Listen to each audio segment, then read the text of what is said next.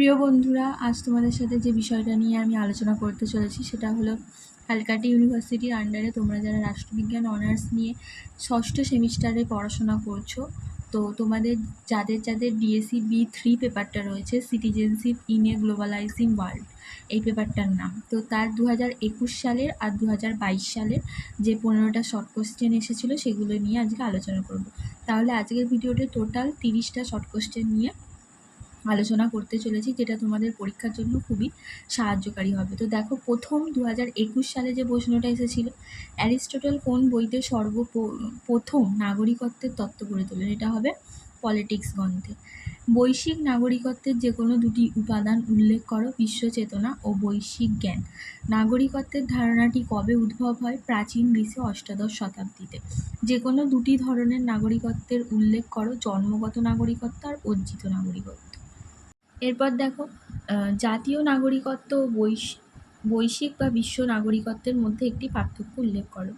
জাতীয় নাগরিকত্ব হলো নিজ দেশের নাগরিকত্ব, যেখানে নাগরিক কেবলমাত্র নিজ দেশের প্রতি কর্তব্য সম্পাদন করে, কিন্তু বৈশ্বিক বা বিশ্ব নাগরিকত্বে নাগরিক রাজনৈতিক সীমানা পেরিয়ে বিশ্বের প্রতি কর্তব্য পালনে সচেষ্ট থাকে। তারপর দেখো, যে প্রশ্নটা এসেছিল সিটিজেনশিপ অ্যান্ড সোশ্যাল ক্লাস, এর রচয়িতাকে টি.এইচ. মার্শাল। তারপর 1948 সালে মানবাধিকারের সার্বজনীন ঘোষণাপত্রে বর্ণিত নাগরিকত্বের যে কোনো দুটি অধিকার নিয়ে আলোচনা করো। পৌর অধিকার ও নারী পুরুষ সমান অধিকার, ন্যায় বিচারের অধিকার। লিঙ্গায়িত নাগরিকত্ব কি? লিঙ্গায়িত নাগরিকত্ব বলতে লিঙ্গের ভিত্তিতে রাষ্ট্র ও নাগরিকদের মধ্যে একটি পার্থক্যমূলক সম্পর্ককে বোঝায়, যা নাগরিকত্বের অধিকারকে বৈষম্যের দিকে পরিচালিত করে। এরপর জিসিইডি এর পূর্ণ রূপ কি? Global citizenship education. কে বলেছিলেন citizens are those who rule and are ruled by turns? এটি কে বলেছিলেন? অ্যারিস্টটল।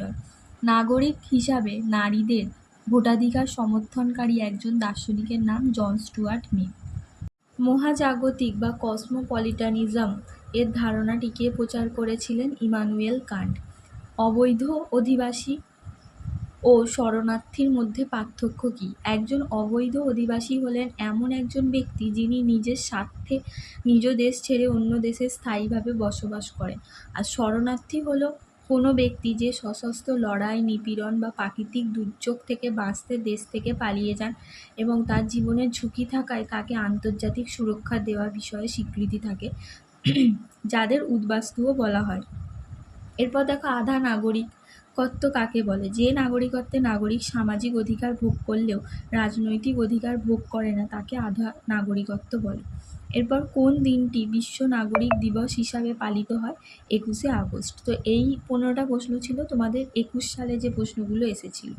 আর এর আগের ভিডিওগুলোতে আমি 2021, 22 এবং 23 সালে সিসি 13 পেপার আর 14 পেপারের সমস্ত শর্ট কোশ্চেন নিয়ে আলোচনা করেছি। লিঙ্ক ডেসক্রিপশানে আমি দিয়ে দেবো। তোমরা যারা এখনও পর্যন্ত দেখোনি তারা ওখানে লিঙ্কে ক্লিক করে ভিডিওগুলো একটু দেখে নিও। এরপর দেখো, 2022 সালে ডিএসসি বি3 পেপারের যে এসিকিউগুলো এসেছিলো, প্রথম হচ্ছে প্রজাতান্ত্রিক নাগরিকতা কাকে বলে? যে ধারণায় নাগরিক প্রধানত একজন রাজনৈতিক ব্যক্তিত্ব হিসাবে রাষ্ট্রীয় সিদ্ধান্ত গ্রহণ ও রূপায়ণে সক্রিয় অংশগ্রহণ করে, তাকে প্রজাতান্ত্রিক নাগরিকতা বলা হয়। ভারতের নাগরিকত্ব আইন কত সালে বাস্তবায়িত হয়েছিল? 1955 সালে।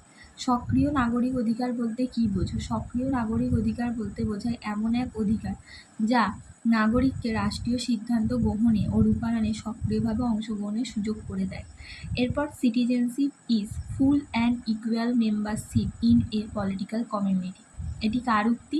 তো এই উক্তিটি ছিল টি.এইচ. মার্শালের। এরপর দেখো, যে প্রশ্নটা এসেছিল নাগরিকত্বের ধারণায় জাস সলি আর জাস স্যাঙ্গুইনিস শব্দ দুটির অর্থ কী? জাস সলি হলো জন্মগত নাগরিকত্ব, যা জন্মের সূত্রে পাওয়া যায়। অন্যদিকে জাস স্যাঙ্গুইনিস হলো নাগরিকত্ব অর্জনের নীতি, যা বাবা মায়ের নাগরিকত্বের মাধ্যমে প্রাপ্ত হয়। এরপর নাগরিকত্বের উদারনীতি তত্ত্বের প্রধান প্রবক্তাকে? T H. Marshall. Multiculturalism, citizenship, a liberal theory of minority rights, এর রচয়িতাকে? উইল কিমলিকা।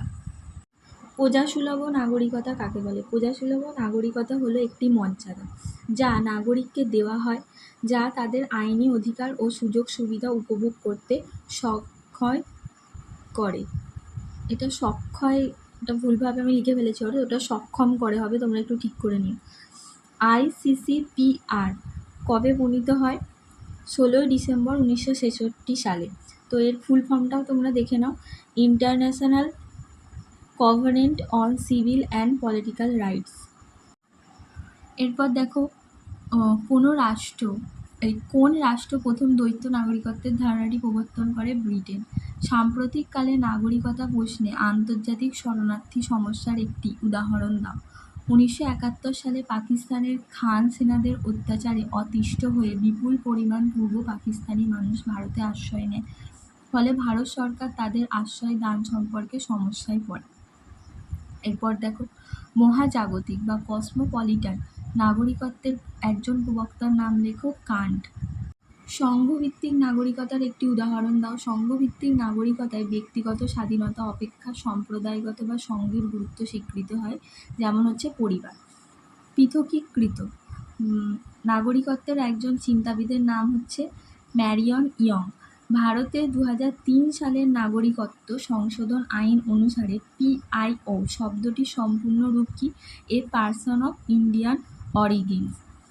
তো এই ছিল তোমাদের 2022 সালের 15টা প্রশ্ন। তাহলে 2021 আর 22 টোটাল 30টা প্রশ্ন আমি আলোচনা করলাম।